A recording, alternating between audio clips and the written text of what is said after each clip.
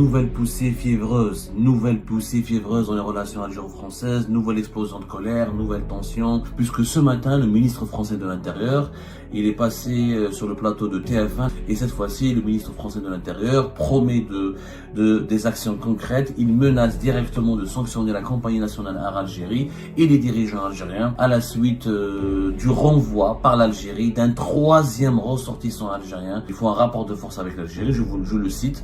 Alors l'Algérie ne respecte pas le droit. Je demandais à mes services de voir dans quelles conditions on pouvait sanctionner la compagnie nationale Air Algérie. Air Algérie maintenant refuse aux autorités françaises d'embarquer les ressortissants algériens. Air Algérie, elle exige les laissez-passer consulaires, sinon elle n'autorise pas. Cette exigence d'Air Algérie a été vécue comme une provocation de la part des autorités françaises. Les policiers français vont demander des attestations écrites à Air Algérie et si le chef d'escadre d'Air Algérie refuse, les policiers français sont obligés maintenant de relever l'identité du chef d'escadre d'Air Algérie pour éventuellement le poursuivre en justice ou le convoquer ou l'auditionner. Le temps monte et ça devient de plus en plus violent entre Alger et Paris.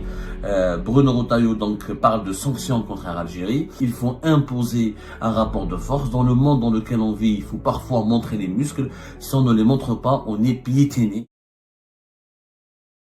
Nouvelle poussée fiévreuse dans les relations algéro-françaises, nouvelle explosion de colère, nouvelle tension, nouveau pic de tension. Voilà, c'est un autre pic de tension dans les relations algéro-françaises, puisque ce matin, le ministre français de l'Intérieur, il est passé sur le plateau de TF1, la matinale de TF1, où il a fait des déclarations extrêmement dures à l'égard de l'Algérie et des autorités algériennes.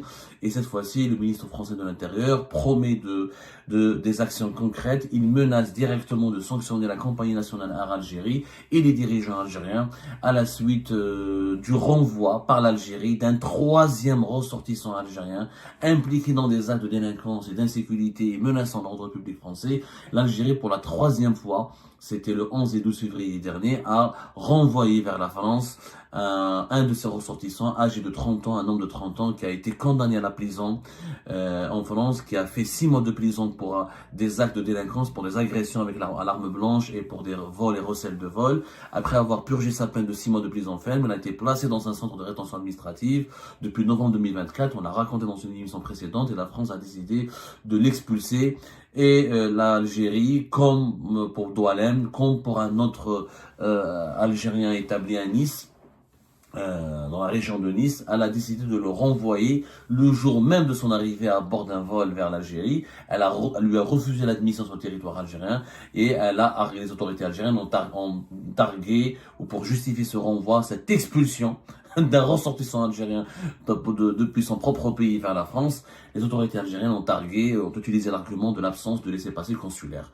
Ça a énervé encore davantage les autorités françaises et maintenant Bruno Retailleau ce matin a clairement dit qu'il faut un rapport de force avec l'Algérie, je le cite.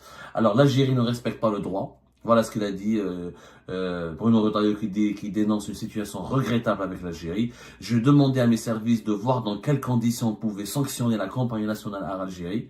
Pourquoi Air Algérie? Parce qu'on a expliqué dans l'émission précédente, Air Algérie maintenant refuse aux autorités françaises d'embarquer les ressortissants algériens à bord de ces vols qui font l'objet d'une procédure d'éloignement et d'expulsion décidée par les autorités françaises parce qu'elle exige aujourd'hui systématiquement, Air Algérie, elle exige les laissez-passer consulaires, sinon elle n'autorise pas d'embarquer à bord de ces vols ou de ces avions des ressortissants algériens expulsés, accompagnés par des policiers français dans le cadre d'opérations d'expulsion décidées par les autorités françaises. Cette exigence d'Air Algérie a été vécue comme une provocation de la part des autorités françaises. Et Bruno Retailleau, il estime que, on en a parlé dans cette note qui a été adressée par le ministère intérieur français à la police française, où les policiers français vont demander des attestations écrites à Air Algérie. Et si le chef d'escadre d'Air Algérie refuse, ils sont même obligés, les policiers français sont obligés maintenant de relever l'identité du chef d'escadre d'Air Algérie pour éventuellement le poursuivre en justice ou le convoquer ou l'auditionner. Le temps monte et ça devient de plus en plus violent entre Alger et Paris. Bruno Retailleau donc parle de sanctions contre Air Algérie. Il dit qu'on est en train de voir toute l'échelle de la riposte possible. Ces déclarations ont été prononcées aujourd'hui. Ces déclarations ont été faites ce matin, ce 18 février, ce matin sur le plateau de TF1.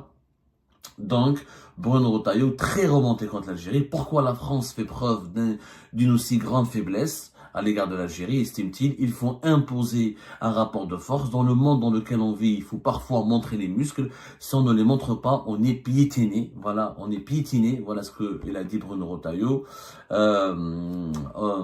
Bruno Retailleau a aussi menacé d'instaurer des sanctions individuelles, par exemple priver un certain nombre de personnalités de la nomenclatura de diplomates algériens de certaines facilités pour se déplacer en France, à partir du moment où l'Algérie ne respecte pas la France et les accords internationaux, pourquoi est-ce que nous on nous obligerait à respecter les accords avec l'Algérie?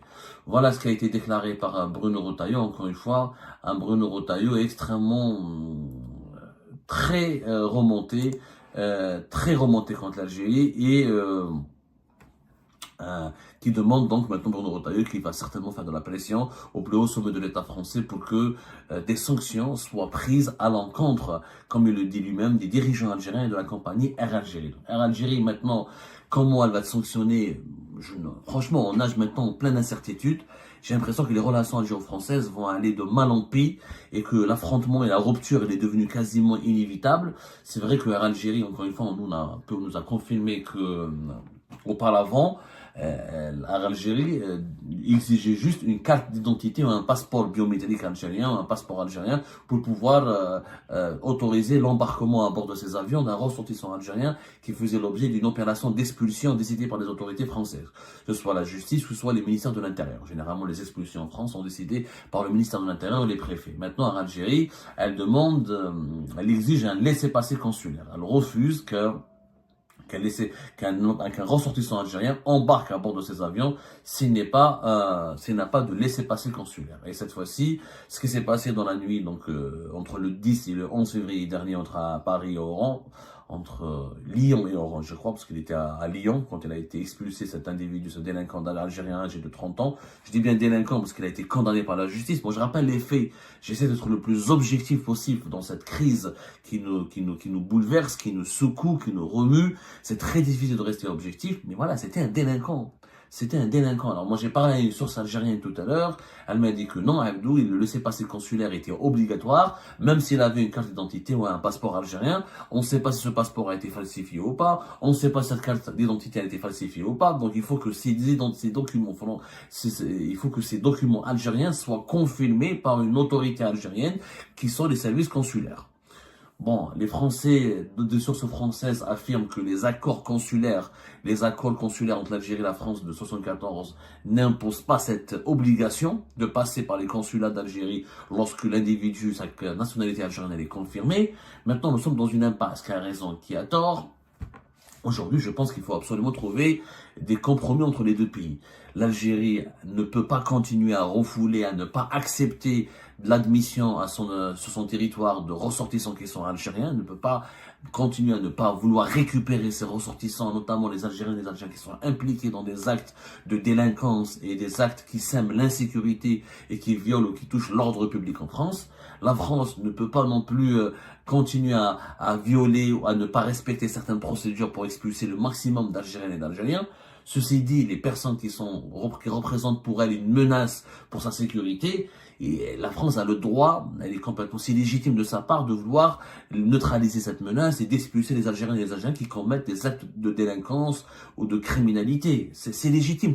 Aucun pays au monde ne veut tolérer que sur son territoire des criminels et des délinquants étrangers puissent imposer la loi, semer l'insécurité au sein de la population ou la panique au sein de la population. C'est légitime. Maintenant, il faut trouver un terrain d'entente. Air Algérie, elle a aggravé les tensions algéro-françaises puisqu'elle exige maintenant des laissez-passer consulaires, même lorsque les individus prévus au départ sont détenteurs de pièces d'identité en cours de validité. Donc la France aujourd'hui, les autorités françaises perçoivent l'attitude et le comportement des autorités algériennes comme étant une provocation supplémentaire, comme étant une escalade, comme étant un bras de fer. L'Algérie veut absolument utiliser ou instrumentalise la question des migrants clandestins et illégaux impliqués dans des actes de délinquance pour faire du chantage à la France. Voilà comment les dirigeants français le perçoivent. Ils perçoivent que le régime algérien, depuis le début de la crise diplomatique et politique qui a commencé au départ à cause du Maroc et du Sahara occidental et de la reconnaissance de la France, de la souveraineté du Maroc sur le Sahara occidental, aujourd'hui, les dirigeants français ont l'impression, ils le disent, ils l'affirment clairement, Bruno Retailleau le dit, d'autres dirigeants beaucoup moins connus ou des sources proches de l'État français, bien introduites au sein de l'État français le disent, l'Algérie nous fait du chantage, le régime algérien nous fait du chantage, les autorités algériennes nous font du chantage en instrumentalisant la question des immigrés ou des migrants illégaux et voilà, responsables ou coupables d'actes de délinquance et de criminalité en France. Ça commence à être très compliqué maintenant. Voilà, quand Bruno Retailleau dit que l'Algérie ne respecte pas le droit, il faut imposer un rapport de force. À partir du moment où l'Algérie ne respecte pas l'accord avec la France et le droit international, pourquoi est-ce que on s'obligerait à respecter les accords avec l'Algérie? Donc, le temps ne cesse de monter et le climat devient extrêmement belliqueux, extrêmement électrique entre les deux pays. Je pense que plus que jamais, une médiation s'impose. Parce que là, chaque semaine, des incidents, chaque semaine, des épisodes conflictuels, chaque semaine, des disputes, chaque semaine, des attaques et des contre-attaques. Là, donc, le ministre de l'Intérieur de l'État français menace de sanctionner Algérie. Est-ce qu'Algérie elle risque de perdre peut-être quelques vols? Peut-être de ne plus pouvoir voler, de ne pas organiser certaines dessertes aériennes par rapport à certaines villes françaises. Au final, qui sera perdant? Ce sont les Algériens de France. Parce que les Algériens de France, la diaspora algérienne en France, elle est prise en otage. Elle est aujourd'hui coincée dans cette crise. C'est elle qui subit les conséquences directes. Si Algérie est sanctionnée, ça signifie quoi? Moins de vols pour l'Algérie?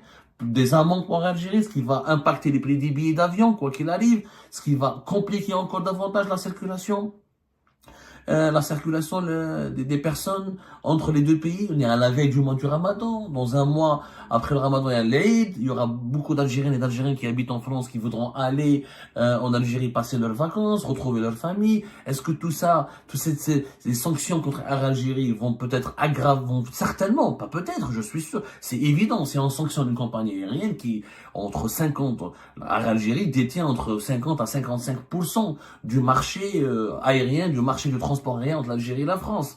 C'est la première compagnie. Elle quand même, on a donné des chiffres. En 2024, en 2023, je crois, elle a transporté plus de 2 millions de passagers. Quand même, plus de 2 millions de passagers entre l'Algérie et la France. Il y a 4 millions de passagers. Il y a plus de 4 millions de passagers, 4 millions de voyageurs qui font le va-et-vient entre l'Algérie et la France par an. Donc, sanctionner l'Algérie, ça va impacter ces flux, ces mouvements de franco-algériens, de binationaux, de Français d'origine algérienne qui ont des liens humains importants avec l'Algérie, ces Algériens qui ont des liens humains importants avec la France. On est en train de toucher à une relation très sensible. La relation entre l'Algérie et la France, ça relève de l'intimité, du familial. C'est des familles, c'est des millions de personnes. C'est des familles mixtes, des familles composées, c'est des binationaux, il n'y a pas que les sans-papiers, il n'y a pas que les haragas, il n'y a pas que les Algériens, il n'y a pas que les immigrés algériens. Donc, c'est une relation très sensible. Et aujourd'hui, cette crise, elle part loin. La crise est partie très loin. La crise ne cesse d'aller loin. Il faut absolument la stopper. Maintenant, sanctionner les dirigeants algériens, oui, mais la France ne fait que menacer.